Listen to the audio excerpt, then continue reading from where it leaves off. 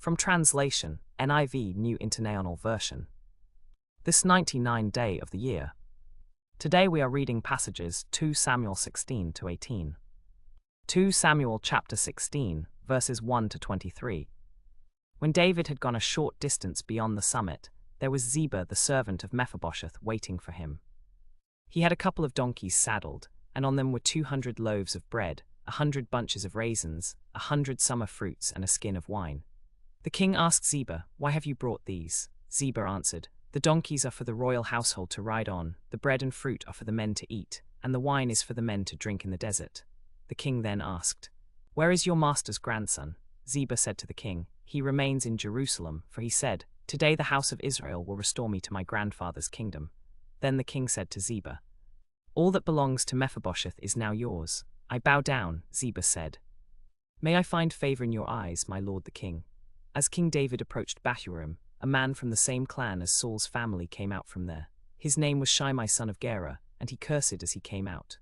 He pelted David and all the king's officials with stones, though all the troops and the special guard were on David's right and left. Shimei said as he cursed, get out, you man of blood, you scoundrel. The Lord has repaid you for all the blood of the house of Saul, in whose place you have reigned. The Lord has given the kingdom into the hands of your son Absalom. You have come to ruin because you are a murderer." Then Abishai son of Zeruiah said, "Why should this dead dog curse my lord the king? Let me go over and cut off his head."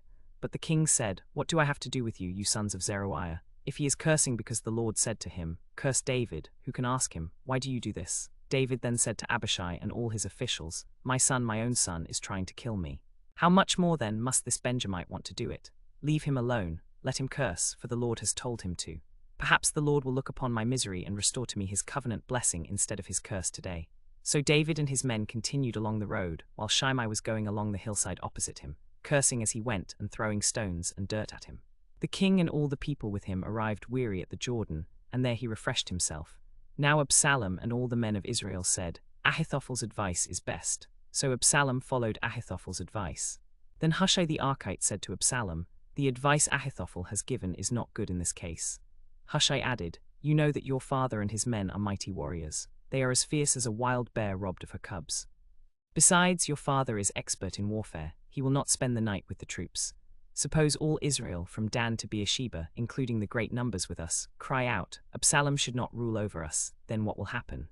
If Ahithophel's advice is followed, Absalom will soon be killed. Send for Hushai the Archite and let him know what you intend to do. He will be with you." Absalom said, "Call for Hushai," and so he brought him in.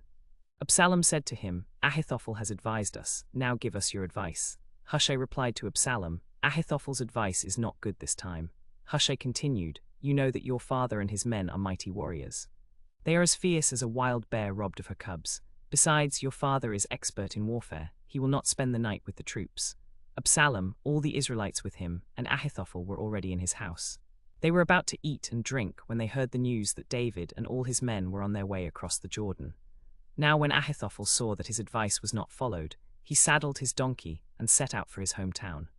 He put his house in order and then hanged himself. So he died and was buried in his father's tomb.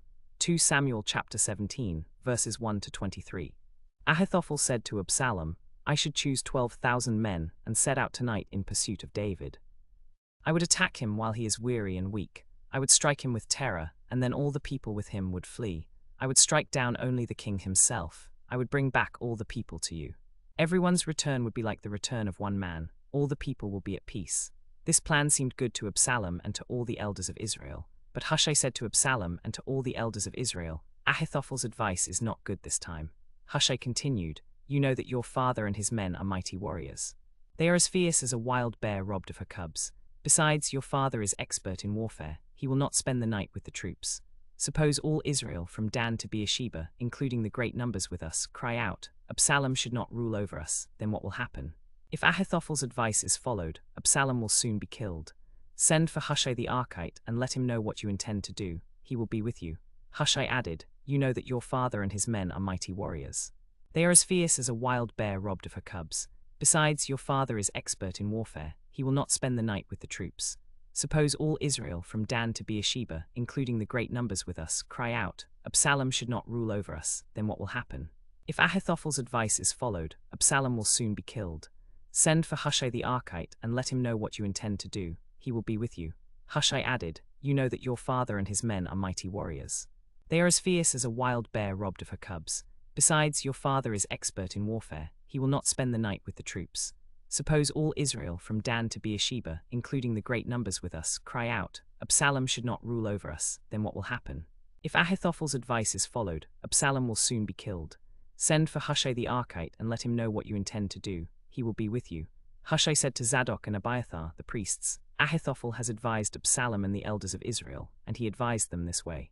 Now send a message quickly and tell David, 'Do not spend the night at the fords of the wilderness. Cross over, or the king and all the people with him will be destroyed.'" Jonathan and Ahimaaz were at En Rogel. They took a message and went by the well and told Bathsheba, but a servant girl saw them and told Absalom. So the two men went to the house of a man at Bahurim. He had a well in his courtyard, and they went down into it. His wife took a covering and spread it over the opening of the well and scattered grain over it. No one knew anything about it. When Absalom's men came to the woman at the house, they asked, "Where are Ahimaaz and Jonathan?" The woman answered them, "They have crossed over the stream." The men searched but found no one, so they returned to Jerusalem. After they had left, the two men came up out of the well and went and reported to King David. They told him everything Ahithophel had advised. Then David said, "Ahithophel has spoken wisely. Do what he says. Otherwise, the Lord will surely bring disaster upon us." David and all the people with him got up and crossed the Jordan. By daybreak, no one could be found who had not crossed over the Jordan. When Ahithophel saw that his advice was not followed, he saddled his donkey and set out for his hometown. He put his house in order and then hanged himself. So he died and was buried in his father's tomb. 2 Samuel chapter 18, verses 1 to 18. David mustered the men who were with him and appointed over them commanders of thousands and commanders of hundreds. David sent out a third of the men under the command of Joab, another third under Joab's brother Abishai son of Zeruiah, and a third under Ittai the Gittite. The king said to the troops, "I myself will surely march out with you."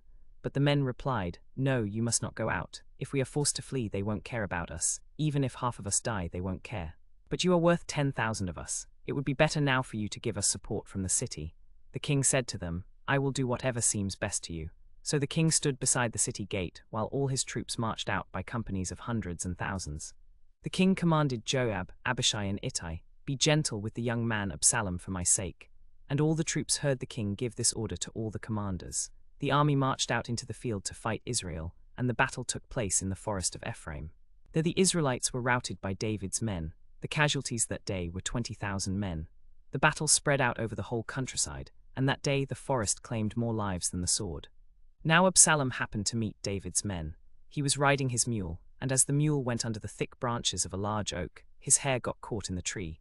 He was left hanging in midair, while the mule that was under him kept on going. When one of the men saw this, he told Joab, "I just saw Absalom hanging in an oak tree." Joab said to the man who had told him this, "What, you saw him? Why didn't you strike him there to the ground? I would have paid you 10 silver coins for your hand." But the man replied to Joab, "Even if I had 1,000 shekels of silver in my hand, I would not lay a hand on the king's son, because we heard the king himself say to you and Abishai and Ittai, 'Be gentle with the young man Absalom for my sake.' And if I had put my life in jeopardy, and nothing is too extraordinary for me, then I would have lied to you about this matter. But I would not do such a thing." Joab said, "I'm not going to wait around like this for you." So he took 3 javelins in his hand and plunged them into Absalom's heart, while Absalom was still alive in the oak tree. And 10 of Joab's armor-bearers surrounded Absalom, struck and killed him. Joab blew the trumpet and the troops stopped pursuing Israel, for Joab had halted them. They took Absalom's body, threw it into a big pit in the forest, and piled a large heap of rocks over it. Meanwhile, all the Israelites fled to their homes. During his lifetime, Absalom had taken a pillar and erected it in the king's valley. He had said, "I have no son to carry on the memory of my name." So he named the pillar after himself, and it is called Absalom's monument to this day.